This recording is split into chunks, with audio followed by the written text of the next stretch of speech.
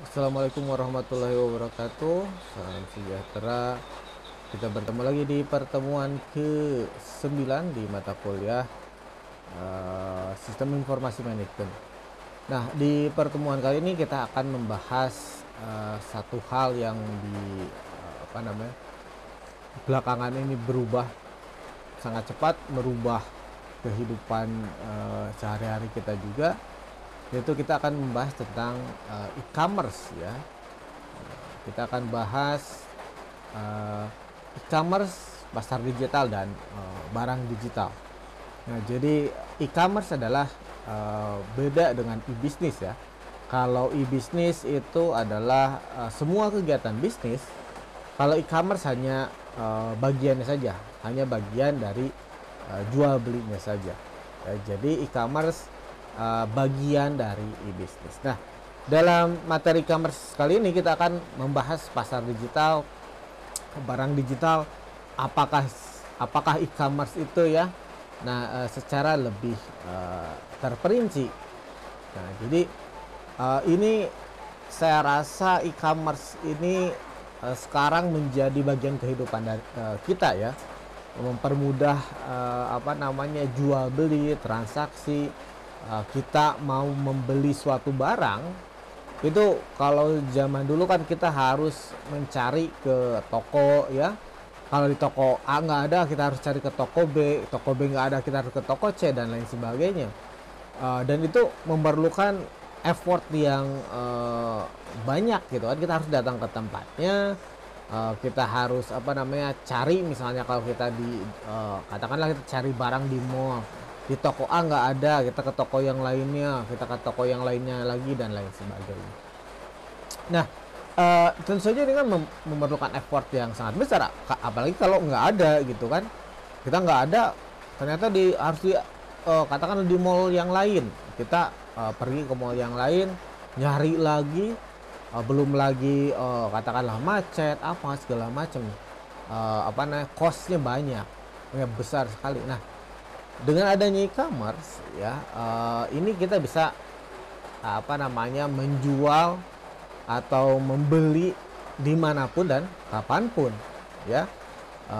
Jadi kita misalnya sekarang kan sudah ada marketplace ya, yaitu tempat orang jual beli barang dengan ada tempatnya lah, seperti Tokopedia, Shopee, Bukalapak, dan lain sebagainya. Nah, itu kan memudahkan kita untuk transaksi atau jual beli barang. Jadi kita tinggal pilih barangnya, cari barangnya apa, pilih mau beli toko yang mana, bahkan kita bisa membandingkan toko mana yang lebih murah. Terus kita bayar dengan metode pembayaran yang fleksibel, ada transfer, ada sekarang bayar di Alfamart, Indomart dan lain sebagainya. Nah, itu kan jadi lebih fleksibel. Ini yang menjadi pertumbuhan e-commerce di Indonesia khususnya itu sangat pesat, karena di Indonesia kita punya 170 juta penduduk Indonesia yang sudah terhubung atau menggunakan internet dari 270 jutaan penduduk Indonesia, yang artinya sekitar 60 atau 70% penduduk Indonesia sudah menggunakan internet. Walaupun internet tidak selalu e-commerce ya gitu. Jadi tentu saja ketika orang sekarang menggunakan internet, kelamaan pasti dia merasakan kemudahan-kemudahan, artinya pengguna e-commerce akan meningkat juga gitu. Nah, dalam e-commerce itu juga kita lihat itu adalah yang namanya pasar digital, digital market. Terus ada juga barang-barang digital ya. Jadi ini ada perbedaan di internet ini, yaitu kadang ada jual beli barang digital. Nah, seperti apa? Apalagi sekarang kan ada NFT ya. Jadi kekayaan intelektual atau barang-barang atau foto atau segala macam itu bisa dipatenkan atau didaftarkan gitu ya, apa namanya, hak miliknya gitu ya. Nah, eee, ini menjadi suatu, hal yang, apa namanya, yang menjadi, eee, baru bahkan atau menjadi bisnis yang baru. Ini misalnya kita berbicara tentang, barang digital ya. Nah, eee, ini mungkin kita kadang tidak, menyadari ya bahwa, kalau, saya, dulu pernah, apa namanya, membuat, apa, penelitian ya, itu saya ingin tahu pendapatan dulu itu ada game yang namanya, Clash of Clans ya, jadi game online. Nah, itu waktu saya teliti itu di 2017 kalau nggak salah, 2015 2015 kalau nggak salah ya.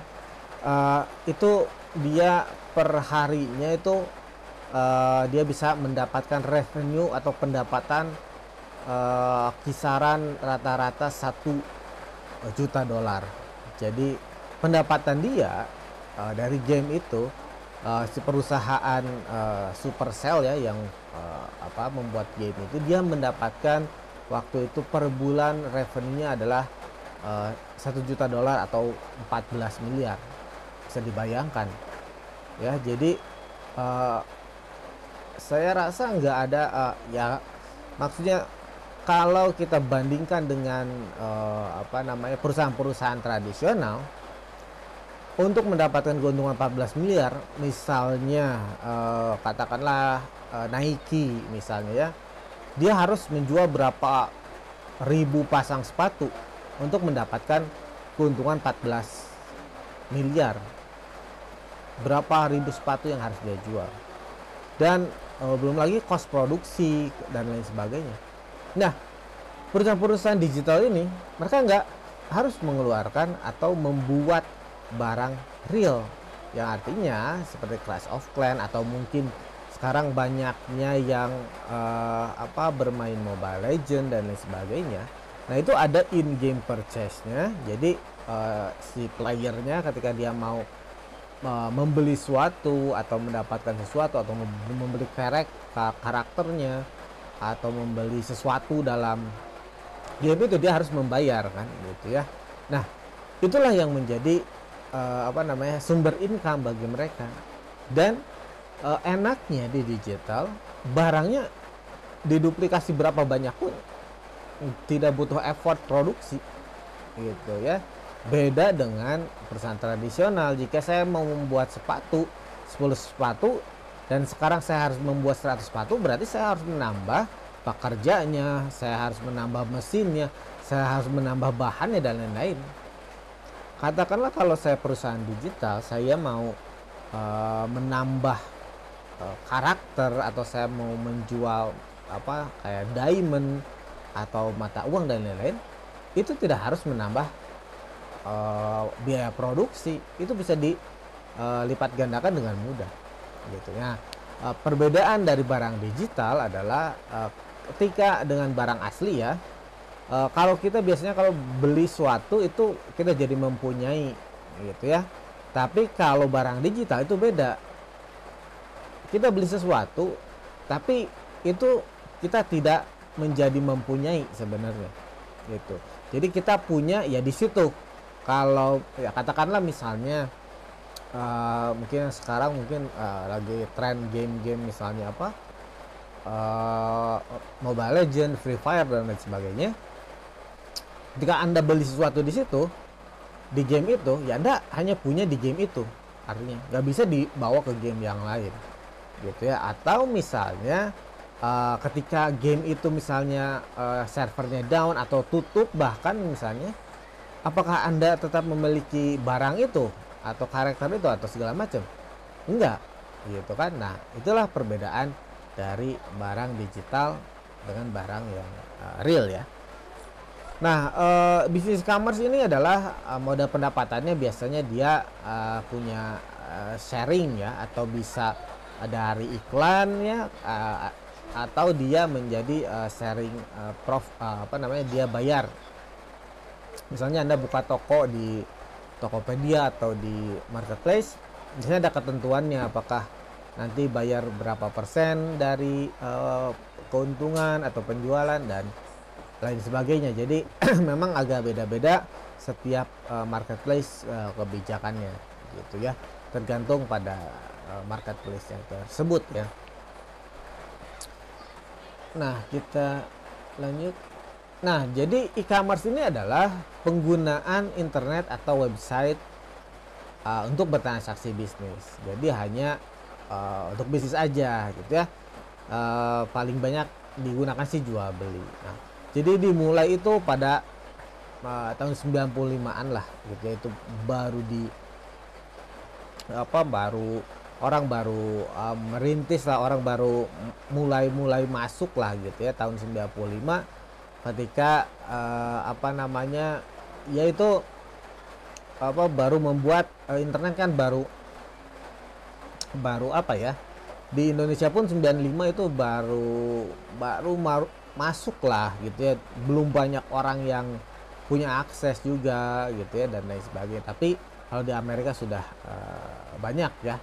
Jadi di 95 baru orang-orang baru mencoba mulai pasang iklan di website dan sebagainya. Walaupun 95 belum seperti sekarang, belum dipakai dijualan secara langsung, tapi mulai dari iklan, dari website dan lain sebagainya ya. Nah, perusahaan-perusahaan yang ini dulu ada resesi ya, jadi ada resesi itu kesulitan ekonomi. Nah, tapi e-commerce berkembang gitu ya, karena orang sudah tidak lagi harus menggunakan media-media tradisional gitu ya, seperti media massa, TV, surat kabar, radio yang kalau kita beriklan di situ harganya sangat mahal. Nah, kenapa sekarang banyak sekali perusahaan-perusahaan yang beralih ke digital atau ke internet ya? Karena di internet itu lebih bisa diukur, salah satunya itu ya. Kalau saya lihat bahwa kenapa media internet lebih atau website atau sekarang media sosial ya lebih banyak dipilih ya, karena ini lebih mudah, lebih jauh lebih murah, lebih bisa dilihat datanya dan hasilnya gitu. Karena dengan media-media tradisional seperti TV, radio, surat kabar, si pengiklan itu tidak tahu apakah iklannya dilihat atau dilihat berapa kali, berapa yang tertarik dan lain sebagainya, itu atau siapa yang lihat itu nggak ada datanya. Nah, tapi dengan media internet atau di sosial media katakanlah gitu ya, itu bisa ketahuan siapa yang lihat, berapa lama dia lihat, durasi iklannya rata-rata berapa lama, atau siapa yang ngeklik misalnya ya, atau yang tertarik dan lain sebagainya, ada datanya. Nah, jadi itu bisa menjadi pertimbangan kan kita, oh iklannya bagus atau apa yang kurang, atau dan jadi bahan evaluasi. Nah, itulah kenapa sistem informasi menjadi sangat penting gitu ya. Nah, ini ada 8 fitur unik ya. Yang pertama adalah ubiquity ya, bisa diakses di mana saja, di media di handphone, di tablet, di di laptop dan lain sebagainya ya. Jangkauannya global ya, artinya kita bisa saja mau jual ke seluruh orang di dunia juga bisa gitu ya. Kita mau jual ke Amerika, mau kemanapun, ke Cina dan lain sebagainya.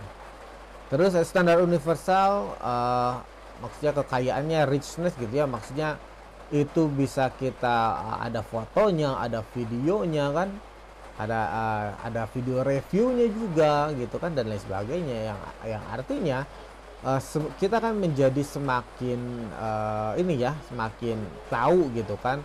Karena kan kita mau beli suatu barang, kita nggak tahu bagusnya ini barang ya gitu kan, atau segala macam. Kita nggak tahu kan, kalau kita sudah beli, oh ternyata seperti ini, oh seperti ini, itu kan jadi sayang gitu kan. Nah sekarang kan media sekarang kan banyak sekali apa namanya channelnya kan, YouTube dan lain sebagainya. Sekarang ada reviewer ya untuk barang atau segala macam. Artinya ketika kita mau membeli suatu barang, kita bisa melihat dulu reviewnya orang gitu ya, yang nyobain, apa kekurangannya, apa kelebihannya, dan lain sebagainya. Terus interaktivitas kan, ya kita bisa berinteraksi secara cepat gitu kan dengan internet ya. Jadi salurannya sangat banyak, ada saluran WhatsApp mungkin ya, terus ada fitur chat, ada fitur diskusi dan lain sebagainya gitu ya. Nah, pengaruh internet di pasar ya. Jadi memang kenapa apa namanya e-commerce ini berkembang dengan cepat, atau bahkan kita bisa katakan meledak ya, karena memang sesuatu kan orang ketika mempunyai masalah, tentu saja ini apa namanya, dengan marketplace ini untuk jual beli ini kan menjadi salah satu jawaban ya, salah satu apa namanya, jawaban atas permasalahan kita. Misalnya kan ketika kita misalnya mencari suatu produk atau suatu barang kan, kita tidak katakanlah apa ya, di kota kita misalnya, di toko-toko kita nggak ada ya, kita kan bisa beli di apa, bahkan di toko yang berada di kota lain dan lain sebagainya. Nah jadi ini kan menjadi sangat fleksibilitas dan sangat efisien ya, daripada kita harus nanya-nanya ke setiap toko apakah punya barang yang kita perlukan dan lain sebagainya. Nah itu kan membutuhkan effort yang besar gitu ya. Nah ini mengurangi biaya pencarian ya, dan biaya transaksi. Seperti sudah saya katakan, kita mau nyari produk A ya, kita misalnya kita ke satu mall, ternyata sudah kita cari di mall itu nggak ada. Misalnya kita harus cari lagi ke mall yang lain, cari lagi misalnya di mall B nggak ada juga.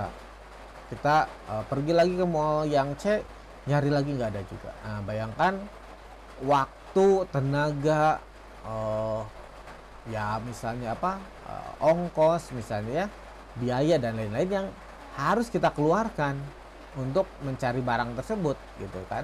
Nah dengan sekarang kita tinggal di handphone, kita buka, cari di marketplace atau cari di internet siapa yang punya atau siapa yang menjual. Nah tinggal kita bayar, udah nanti dikirim ke rumah misalnya gitu ya, atau seperti apa, atau COD atau dan lain sebagainya. Nah itu kan jadi lebih efektif dan lebih efisien gitu ya. Jadi kenapa nantinya kemudian orang-orang akan berpindah ke sini ya, karena memang ini sangat menguntungkan dari segi cost, fleksibilitas, dan efisiensi gitu ya. Nah tentu saja apa namanya, pasti harganya kenapa akan jauh lebih murah ya, karena memang bisa saja harga yang dijual di marketplace kenapa bisa lebih mudah ya, karena memang barang tersebut tidak melalui perantara yang banyak gitu ya. Kalau di toko misalnya itu kan barang itu sudah melalui beberapa perantara lah gitu ya, dari pabrik terus ke distributor, dari distributor ke agen, dari agen baru ke toko misalnya gitu ya. Nah itu kan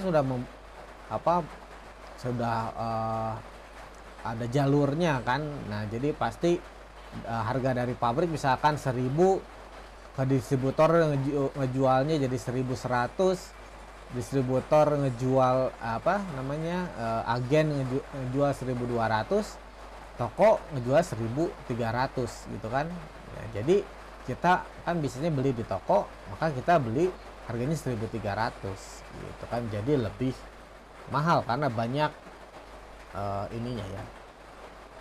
Nah, sebelum kita lanjutkan, kita lihat dulu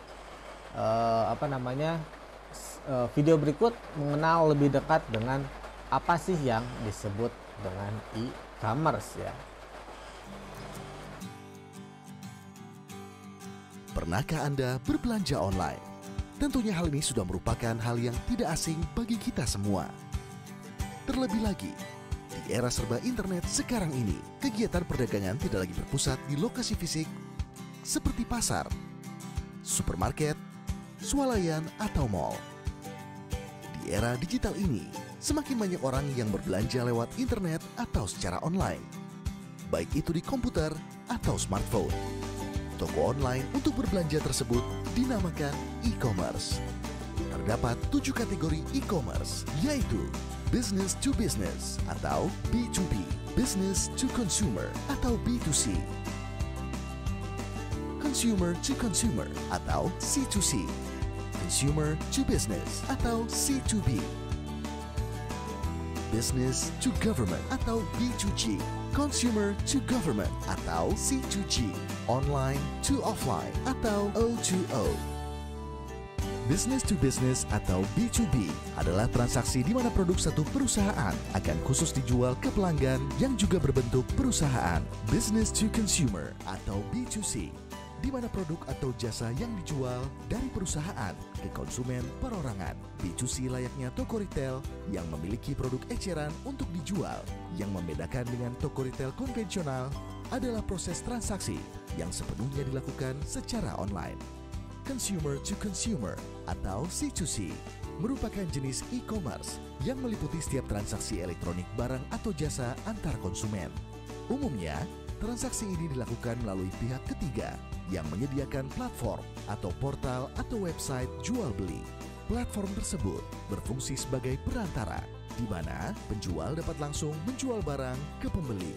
Consumer to business atau C2B adalah transaksi penjualan dari konsumen ke perusahaan. Salah satu contoh transaksi C2B adalah content creator yang menawarkan karya ilustrasinya kepada perusahaan tertentu. Business to government atau B2G adalah jenis e-commerce yang menjual produk atau jasa kepada lembaga pemerintah. Umumnya, pihak penjual akan menawarkan berbagai jenis produk yang dibutuhkan untuk operasionalisasi dan proyek pemerintah.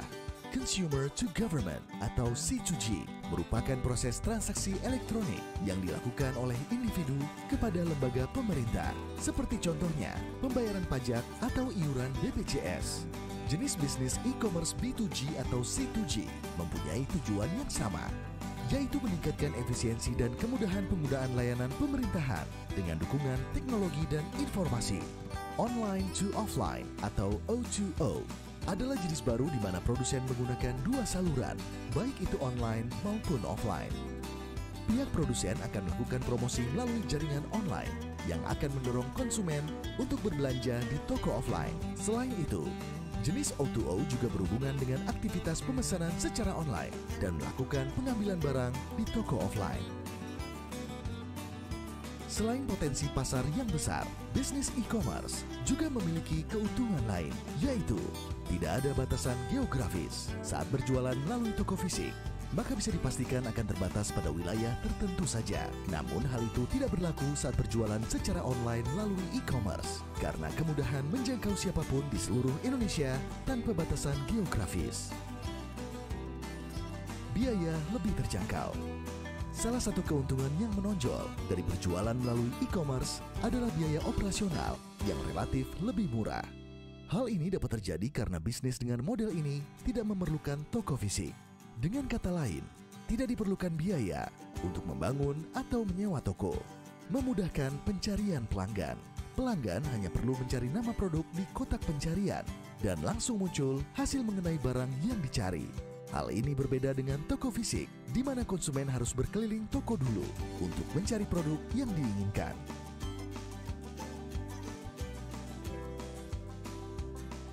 Sudah siap untuk memulai usaha di e-commerce? Berikut langkah yang bisa diikuti. Memilih produk yang akan dijual. Pikirkan di mana dan bagaimana cara mendapatkan produk tersebut. Apakah akan membuat sendiri, mengambil dari pemasok, atau menjual sebagai reseller? Kemudian, uji apakah produk tersebut layak dijual. Anda perlu melakukan pengujian kelayakan ini meski hanya skala kecil. Misalnya, tanya kepada kerabat atau lakukan survei dengan memberi contoh produk. Riset, persiapan, dan merancang bisnis. Setelah mendapatkan produk, menilai potensi jualnya, dan menemukan pemasok produk tersebut, Anda siap untuk membuat rancangan bisnis. Rancangan bisnis akan menjadi peta yang membantu jalannya operasional bisnis. Tentukan metode pembayaran. Pilih metode bayar yang memudahkan Anda dan konsumen melakukan transaksi. Fasilitas pembayaran biasanya telah tersedia jika Anda berjualan melalui e-commerce. Namun jika Anda berjualan melalui media sosial, opsi transfer bank atau menggunakan kris dapat menjadi pilihan. Pilih e-commerce untuk berjualan. Berbagai e-commerce terkemuka di Indonesia dapat Anda pilih. Untuk lebih memaksimalkan potensi pasar, Anda juga bisa membuka toko di semua e-commerce sesuai dengan preferensi Anda. Nah, oke, kita sudah lihat tadi contoh dari apa sih itu e-commerce ya. Ada B2B, business to business, business to consumer, business to government, dan lain-lain. Nah, ini apa namanya, disintermediasi ya. Jadi memang seperti sudah saya katakan tadi, kenapa sih biasanya di online harganya menjadi lebih murah ya, karena memang kita bisa beli langsung dari pabriknya atau dari official store lah gitu ya. Nah ini kan menjadi jadi lebih murah karena kita kan tidak melewati distributor atau agen misalnya seperti itu ya. Tapi memang dalam satu sisi juga kan ya ini menguntungkan bagi konsumen, tapi dalam satu sisi memang nanti yang berbisnis jadi distributor atau agen ya, mereka akan menjadi kehilangan pasar gitu ya memang. Nah itu kan yang harus dihindari juga, maka biasanya official store atau pabrik itu tidak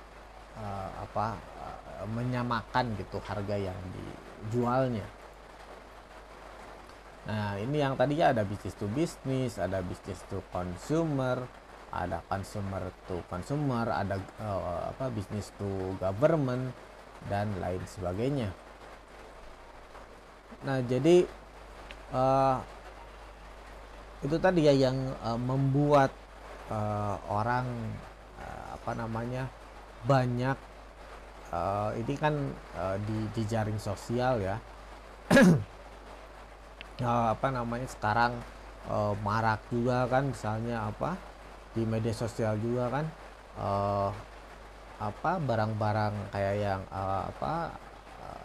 akun-akun yang khusus, misalnya barang-barang unik misalnya yang ada di Shopee misalnya gitu kan.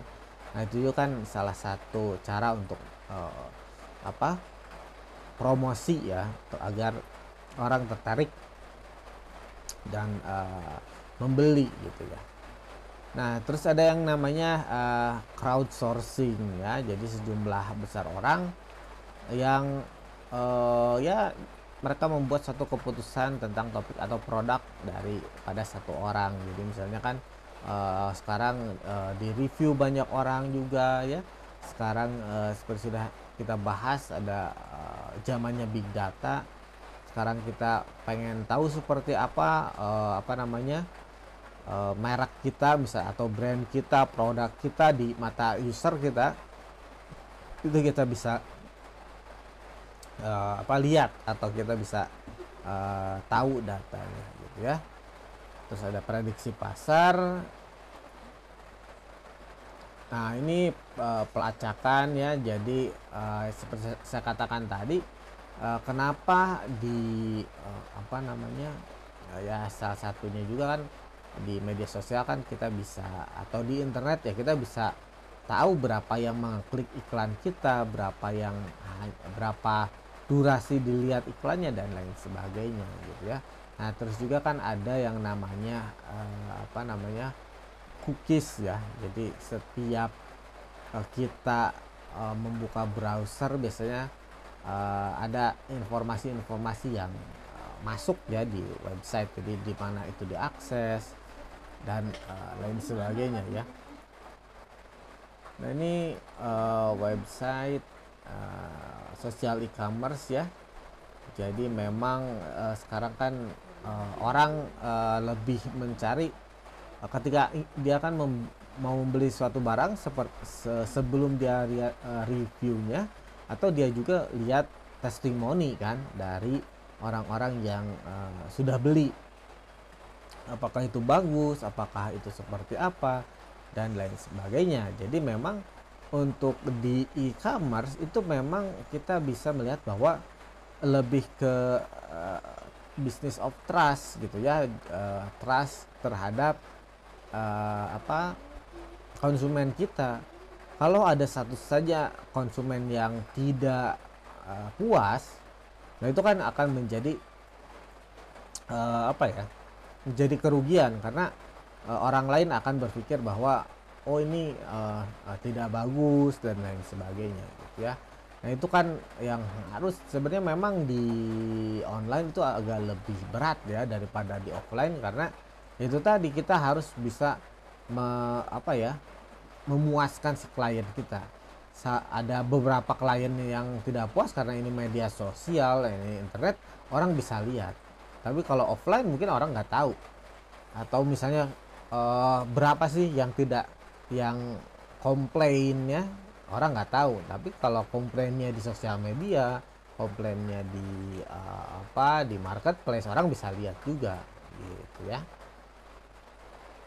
Nah, ini 4 fitur e-commerce sosial yang mendorong pertumbuhannya. Ada social sign-in, belanja kolaboratif, jaringan, dan pencarian sosial rekomendasi gitu ya. Jadi memang sangat ini sih rekomendasi ya. Jadi ini rekomendasi itu bisa masuk ke dalam marketing, ada word of mouth gitu ya. Jadi merekomendasikan dari orang yang sudah pernah pakai atau punya pengalaman terhadap barang tersebut gitu kan. Jadi kita biasanya itu akan lebih percaya jika kita misalnya direkomendasikan oleh orang yang pernah menggunakan gitu ya. Jadi misalnya kita belum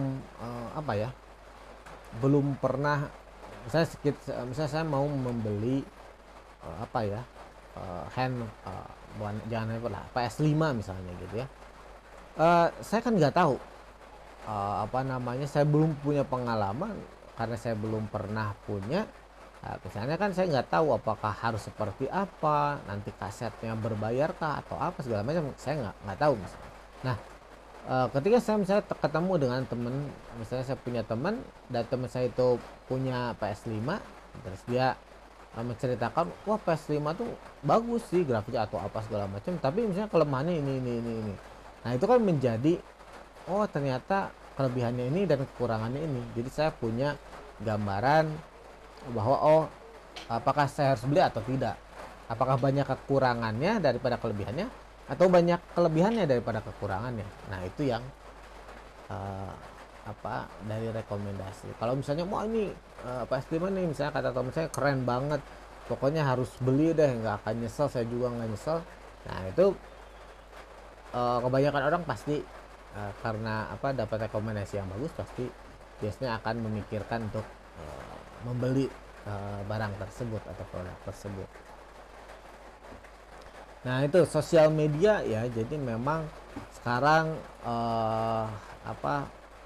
sosial media menjadi tempat e-commerce gitu ya. Maksudnya adalah tempat memasang iklan. Facebook ya, sekarang Instagram, TikTok yang lagi banyak, Twitter dan lain sebagainya. Nah, ini kenapa sosial media menjadi sasaran untuk advertising, untuk iklan, untuk branding dan lain sebagainya. Karena interaktivitasnya di situ lebih cepat gitu kan. Kita pengen tahu apa, katakanlah apa yang konsumen kita mau, misalnya kan kita tinggal bikin polling, bikin pertanyaan, bikin kuis, bikin giveaway dan lain sebagainya. Itu sangat mudah sekali dibandingkan zaman dulu ya, apa namanya, zaman dulu yang tidak pakai internet. Orang-orang nggak tahu gitu kan, bahwa misalnya perusahaan atau suatu perusahaan mengadakan undian, giveaway atau apa, itu susah tahunya. Nah, dengan adanya sosial media itu akan menjadi sangat lebih mudah ya gitu. Jadi nah, inilah kenapa sosial media menjadi sasaran-sasaran branding, advertising, atau apa namanya, campaign gitu ya, promosi dan lain sebagainya.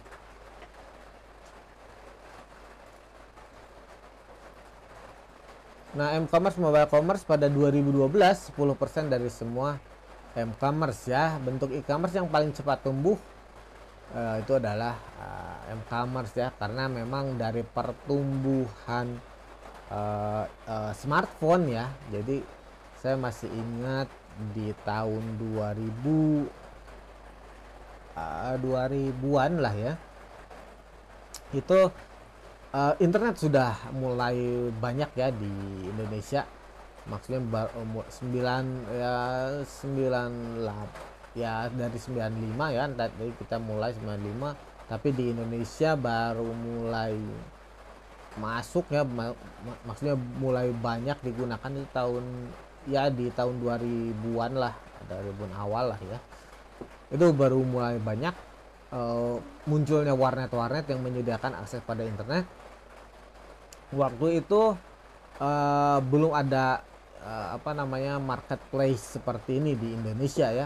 Kalau di luar udah ada ya, apa namanya, Amazon, eBay dan lain sebagainya.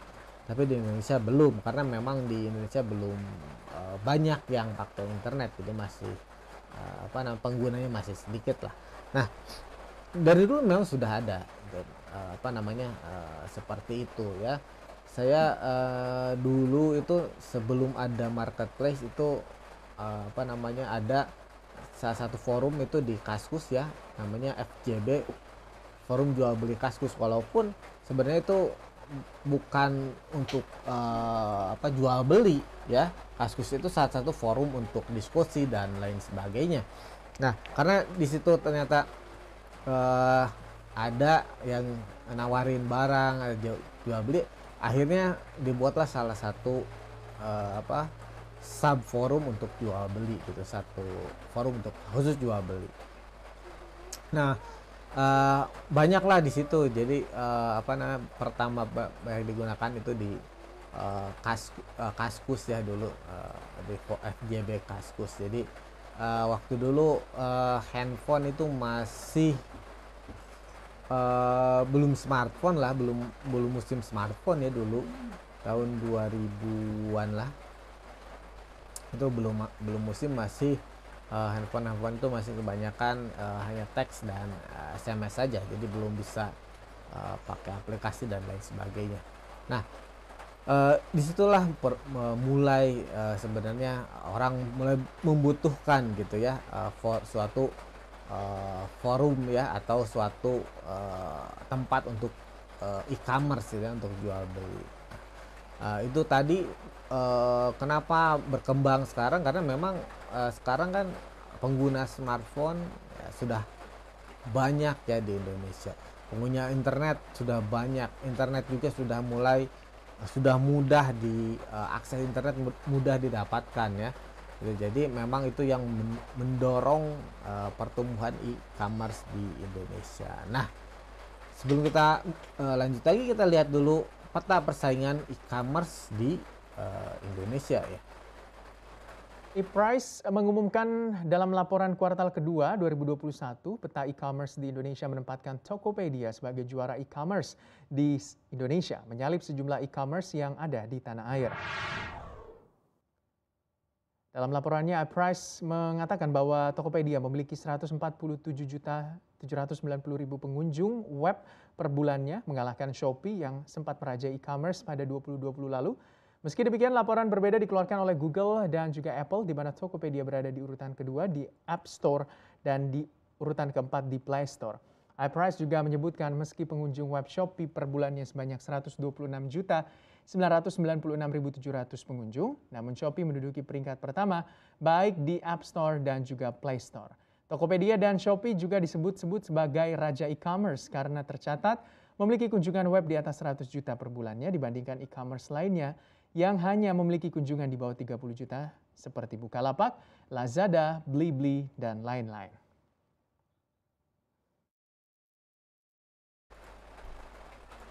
Nah, itu kita bisa lihat bahwa dari data tadi saja Shopee dan Tokopedia punya pengunjung per bulannya itu yang mengakses 100 juta orang ya, yang artinya katakanlah ada 100 juta orang yang mencari barang di marketplace gitu kan. Itu kan sangat banyak ya, hampir ya setengah ya 40% lah masyarakat Indonesia gitu kan, yang artinya ini menjadi salah satu industri yang akan berkembang karena memang Indonesia menjadi salah satu target e-commerce yang besar karena memang kita punya penduduk yang besar gitu kan. Di Asia gitu kan kita punya 270 juta penduduk, walaupun yang punya akses ke internet berdasarkan data itu baru 170 juta orang gitu. Tapi kita pasti setiap tahun akan meningkat gitu ya. Oke, itu materi untuk minggu ke 9 ya tentang e-commerce. Silahkan kalau ada pertanyaan nanti bisa di grup ya, atau kita di diskusi di LMS. Terima kasih. Wassalamualaikum warahmatullahi wabarakatuh.